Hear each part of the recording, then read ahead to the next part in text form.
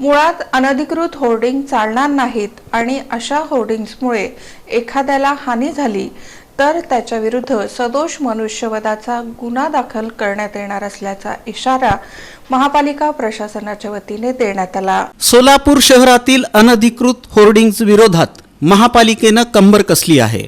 नियमानुसार या विरुद्ध कारवाई करण्यात येत आहे। अधिकृत ठिकाणीच होर्डिंग्ज उभारले जावेत, रीतसर याची परवानगी घेतली जावी असे आदेश महापालिकेने काढले आहेत। दरम्यान आता या पुढचं पाऊल महापालिकेने टाकलं आहे। मुळात कोणत्याही परिस्थितीत कोणीही अनधिकृत होर्डिंग्ज शहरात लावू नयेत, अशा मंडळींविरुद्ध कारवाई केली जाईल।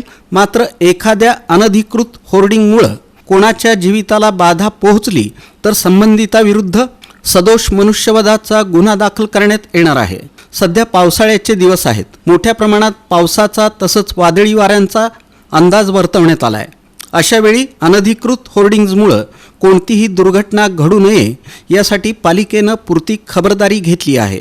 यापूर्वी राज्यात होर्डिंग कोसळून काही जणांचा जीव गेल्याची घटना घडलेली आहे। अशी कोणतीही अनुचित घटना घडू नये यासाठी महापालिकेने अनधिकृत होर्डिंग्ज उभारणाऱ्या मंडळींना इशारा दिला आहे। एखाद्यानं जर अनधिकृत होर्डिंग उभारलं आणि यातून एखादी दुर्घटना घडली तर संबंधितांविरुद्ध सदोष मनुष्यवधाचा गुन्हा दाखल करण्यात येणार आहे। पालिका प्रशासनाच्या या निर्णयामुळे अनधिकृत फलक उभारण्याला पायबंद बसेल अशी आशा आहे।